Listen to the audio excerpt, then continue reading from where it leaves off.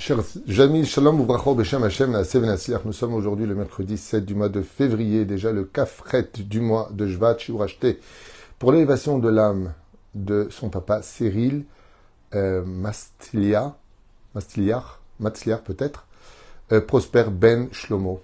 Roch Hashem tenachenu began Eden Elyon bechol ashochovim imo bichlal arachamim v'asilechot v'chen yehi ratzon v'nomar amen. Tiens, mais aussi une grande consolation pour toute la famille avec une bonne santé, réussite et toujours sur le chemin de la Torah des mitzvot et des bonnes actions avec bien sûr une bonne parnassa, beshefa verechut yamim. Une refouach lema aussi, bezrat Hashem, un bon mariage et des enfants tzadikim pour leur sœur, donc Ilana Chana Bat Miriam, un bon zivugagoun et une bonne santé pour Tzipora Bat Miriam, une longue vie, une bonne santé Admar Vesrim Shana pour leur merveilleuse maman Myriam Bat Georgette, ainsi qu'une bonne santé pour leur frère Raphaël Ben Myriam, que la famille connaisse que des joies, réussites et bonnes nouvelles, aussi pour la libération bien sûr de tous nos otages, protection de tous nos chayalim, ou freine pour Kol Am Israël et Géoula, rapide et très vite. Pour chaque juif, le Féméod, vous ne pouvez pas demander plus. Shachem Evarech Etrem, je pense que tout a été dit. Avec sa permission, on citera aussi une askara aujourd'hui pour une grande dame, Esther Boudjena Bat Yael, Roi Hashem Tenachenea, Ben Gan Eden, Elion, Vechol Ashorvot Ima, Bichlal, Arachamim Vasilechot Vechen, Yehi Ratzon V'nomar Amen, Vekol, bien sûr toutes nos victimes, tous ceux qui sont partis, Shachem est comme Damam, et qu'on n'ait que de bonnes nouvelles. Ça fait longtemps qu'on n'a pas fait de Zohar, je me suis dit un peu de Zohar, sur justement la paracha de Mishpatim, des relations entre l'homme et son prochain, pour lequel il ratzon que le mérite de cette étude, Bezrato et Barach, eh bien, donne satisfaction à cette sadika qui a acheté ce chiour, Beilum Shem, le pas qu'on donne son nom. Donc d'abord pour son papa Cyril Ayakar, et puis en même temps pour toutes ses demandes, Siman Tov ou Mazel Tov. Le Zohar à Kadosh, les fameux enseignements de notre maître à tous, Rabbi Shimon Bar Yochai, vient nous dire la chose suivante entre la relation entre l'homme et son prochain, qu'il soit vivant ou qu'il ne soit plus de ce monde. Lamadnu shi Israël nikraim Kodesh. Am Israël est appelé un peuple saint. Am Israël est appelé Kodesh Lachem. C'est-à-dire que si, comme le dit le Midrash, on pouvait voir de façon imagée quel couronnement Dieu avait sur la tête, eh bien il y aurait marqué Kodesh Lachem, comme c'est marqué Am Israël et Kadosh pour Dieu. Et alors, qu'est-ce que ça vient nous apprendre à nous? Oula, regardez ce que nous disent le Zohar Kadosh.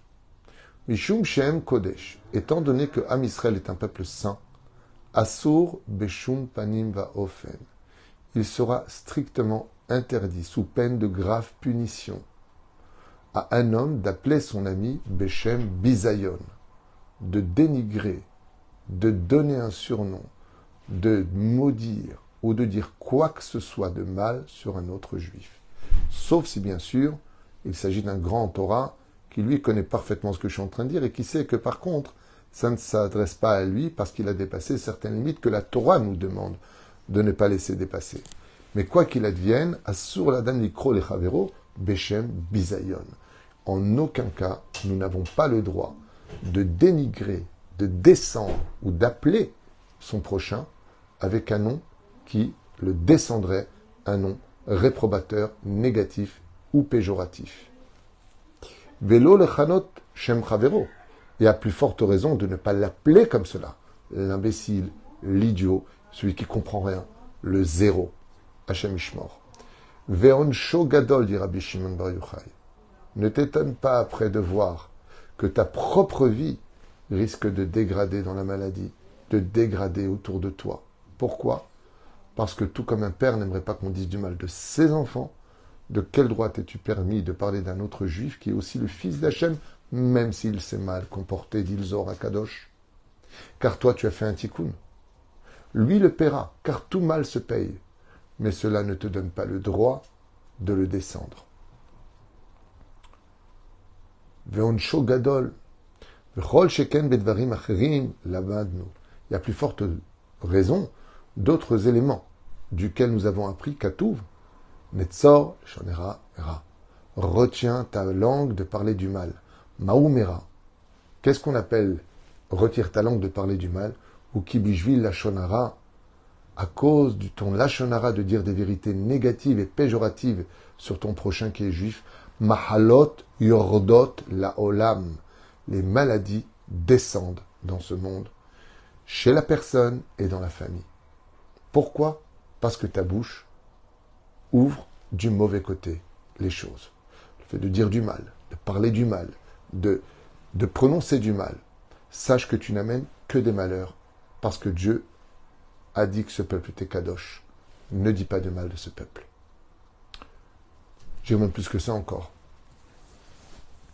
Si vous saviez, chers amis, je vous dis ça, mamash mikol à lèvre de ce que j'ai étudié, je crois que c'était la semaine dernière, que me le rapporte le Yanouka lui-même dans un de ses shiurim, combien on aurait tout à gagner d'avoir que du miel dans la bouche. Toujours des belles paroles sur les uns et les autres. Par exemple, tu as quelqu'un qui... Tu sais, oublie. Azov. Azov ta azovimo. Oublie. Laisse. Laisse, perds pas ton temps. Avance. Parce que dans le monde d'en haut, tu seras mis à l'épreuve. Est-ce que toi, tu es si blanc-bleu que ça pour parler des autres? Est-ce que toi, tu n'as jamais fait ce que lui a déjà fait? Est-ce que toi, vis-à-vis d'Hachem, tu es si propre que ça? Azov, sors de ça. Fais toujours en sorte que ta bouche ne sorte que du positif, que du miel, que du bon. Et ceux qui sont bêtes, laissez bêtes. De toute façon, la bêtise emmène l'homme souvent à sa perte. En tout cas, il dit Mahalot yordot laolam. Les maladies descendent dans ce monde à cause des mauvaises paroles. Amar Rabbi Yossi.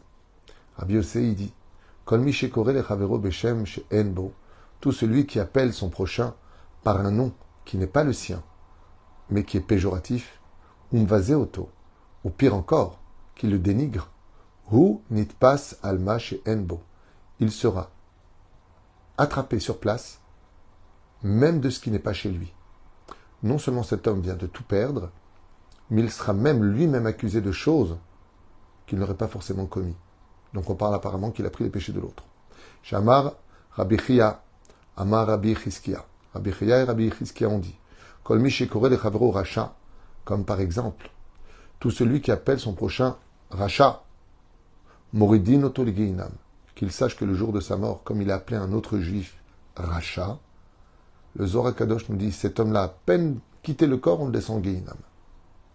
Moi, je peux vous dire que mon Rav, Rabbi Moshe Deri Zatzal, il avait appelé une personne une fois Racha.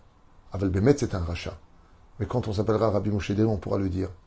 Mon Rav, le Rav Garbian, il faut aussi appeler un homme Racha. Le Rav Ovadia aussi l'a appelé. Mais à leur niveau à eux, qui ne voient que du bonheur chez chaque juif, quand ils le disent, c'est peut-être aussi pour leur faire un tikkun. Comme l'a dit mon cher Rabbeinu, Adatan et Aviram, Racha, lama taket re'echa. Racha, pourquoi est-ce que tu lèves la main sur ton prochain? Mais la reine, le Zohar Kadosh nous dit, un juif qui appelle un autre juif Racha, qu'il sache Mouridin, Oto, les Geinam, qu'il sache que c'est lui qui descendra en enfer. Yordim lo le Hayav, et on le fera s'il ne va pas au Geinam de sa mort, qu'il sache qu'ils le feront descendre du Geinam dans ce monde dans lequel il vit. Sa vie va devenir un Geinam à vivre. Lama, Ipne Shakadosh Baruch Hu, car le Créateur du monde ne recherche que des gens positifs dans ce monde. Chus milo hazeh panim she'ala Torah. Alors de qui, pourquoi dans ce cas-là avoir créé ces mots? Et le Zohar Kadosh nous disent, qui a le droit d'être appelé Racha? Elu she'azeh panim, ces gens culottés, hautains, qui luttent contre la Torah, eux, on aurait le droit de les appeler Racha. Chez Moutar, la Adam, l'Ikra, Am, Racha. Eux uniquement. Mais quelqu'un qui t'a fait du mal, ou quelqu'un qui s'est mal comporté, ne l'appelle pas Racha. C'est un idiot, il a raté. C'est dommage. Mais à Kadosh Baruch Hu, il nous dit, tout comme tu juges, je juge. Tu l'as traité de Racha, je vais voir si toi t'es un tzaddik. Ishechat kilel et travero. Pire encore, un juif maudit un autre juif. Avar, Sham Rabbi Yessa. Et ça s'est passé devant Rabbi Yessa. Amarlo, Keracha Asita. Tu as agi comme un Racha. Balifne Rabbi Yehuda Ladin. Ils sont arrivés devant Rabbi Yehuda pour être jugés. Amarlo, il lui a dit, Lo amarti lo Racha. Et là, Keracha. Alors, je vous explique un peu ce qui se passe. Rabbi Yessa, il passe et il voit un homme qui maudit un autre homme. Il lui dit Racha. Il lui dit, tu m'as traité de Racha, je t'emmène au Beddin. Ils sont arrivés devant Rabbi Yehuda. Il lui a dit, est-ce que tu l'as traité de Racha? Et il lui a dit, non, je lui ai pas dit que c'était un Racha. Je lui ai dit, qu'est Racha? Comme un Racha, tu as agi. She'er'a ma'asav karacha, car son action était digne d'être appelée mécréant racha. Velo amarti shehu racha. Donc on a le droit de dire d'une personne que son action n'est pas belle, mais pas de dire que lui n'est pas bien. Bar Rabbi Yehuda. Venu Rabbi Yehuda, il a dit, Veshahal, al-Maaseh lifnei Rabbi Eleazar. Rabbi Yehuda est parti rapporter cette action à Rabbi Eleazar pour avoir son opinion. Amar lo vadaï, shelo nitrayev. Oui, étant donné qu'il n'a pas dit de lui qu'il était rachat, mais que son action était l'action d'un rachat, donc l'action était condamnable et pas lui, ma'in lanou, il n'est pas obligé de payer une taxe, il n'est pas obligé de lui payer une amende. Ma'in lanou, d'où est-ce qu'on apprend ça? Kikatou, va ya Hashem, ke oyev, velo oyev. Il y a marqué Aya Hashem Keoyev. Des fois, quand on aurait apparemment des épreuves très dures, on a l'impression que Dieu serait comme un ennemi, mais on ne dit pas que c'est un ennemi, car Dieu nous aime. Shim Loken, le Haya Nishar Geza mi Israël Baolam, car il ne resterait plus rien du peuple d'Israël si Chaz Shalom on avait jugé Dieu. Kehen Zeaïta Ke Almana, tout comme l'histoire de cette veuve. Velo Almana, comme on dit par exemple une personne qui se conduirait mal, on pourrait dire, elle se conduit comme une veuve. On ne dit pas d'elle, c'est une veuve. Donc, en d'autres termes, ce que vient nous apprendre ici le Zohar Kadosh dans nos émotions qui souvent sont mal gérées, c'est qu'on a le droit de dire à notre enfant, ce que tu viens de faire, c'est une mauvaise action. Mais tu n'as pas le droit de dire, tu es un mauvais garçon. Voilà un peu ce qu'on nous apprend dans ce Zohar Kadosh. Nous, qui almana, chez Bala Allah le Medinat Ayam, Veim Hakelo. Comme par exemple, le mari est parti travailler très très loin, et donc on lui dit Yoshevet ke almana, elle est assise comme une veuve qui n'a plus de mari, parce que le mari est parti pendant des années de l'autre côté de l'océan. On ne dit pas elle est assise, cette veuve. Amar Rabbi Chia, Mikan Mashmaze, et de là on apprend, il dit Rabbi Chia, Halo Misham Nishma, Shehui Karakol, et c'est là qu'est le principal de tout le travail de chaque juif. Chez Kato, on a le droit de condamner l'action d'une personne, on a le droit de définir une situation éventuellement d'une personne, à la condition, on dit qu'est, comme, et non pas lui. Tout comme on peut, je ne sais pas pourquoi il dit ça, mais il dit dmut akise dmut kamar et adam, tout comme se montrerait la chaise, ainsi on montrerait l'homme. Donc on ne dit pas que l'homme est assis, mais on montre la chaise sur laquelle il s'est assis. Car en réalité, l'homme, tel qu'il se montre, n'est pas ce qu'il est vraiment. D'ailleurs, on peut le constater souvent dans des disputes ou des conflits qui explosent, quand on calme les choses, quand on parle au cœur de la personne, on voit tout de suite une autre facette de celui qu'on a vu au préalable. En réalité, il a un bon cœur, et en réalité, vraiment, il regrette, et en réalité, il était énervé. Vous savez cette phrase, j'étais énervé, j'étais en colère. Mais c'est chaval, car ça détruit beaucoup de choses. Amarabi, Tzrakatu, qui est à pouvoir Batsaya, comme cette pomme qui se trouve sur les arbres de la forêt. Aïnouk, qui est à pouvoir Velo Tapouar, comme on le voit d'ailleurs, combien la Torah était vigilante. Comme une pomme qui se retrouverait attachée à l'arbre de la forêt. Il y a marqué Ke Tapouar, Velo Tapouar, Perusho, qui est à pouvoir Nikar Betzvav. On dirait une pomme qui est attachée au Betzvavim. Donc ici, le Zohar Kadosh nous donne des exemples à suivre en disant, regarde combien le roi Salomon a été vigilant dans sa sagesse de ne pas dire une pomme qui est attachée à l'arbre dans la forêt, mais comme une pomme, car en réalité, on ne parlait pas de la pomme, on dit Ke, comme. Amar Rabbi Yehuda, ilu lo batikan ela lishma dvarim elu ayadaili. Et Rabbi Yehuda a dit, dans le Zohar Kadosh, si je n'étais venu apprendre de toi, Rabbi Eleazar, que ce que je viens de prendre comme enseignement, cela m'aurait amplement suffi. Pourquoi?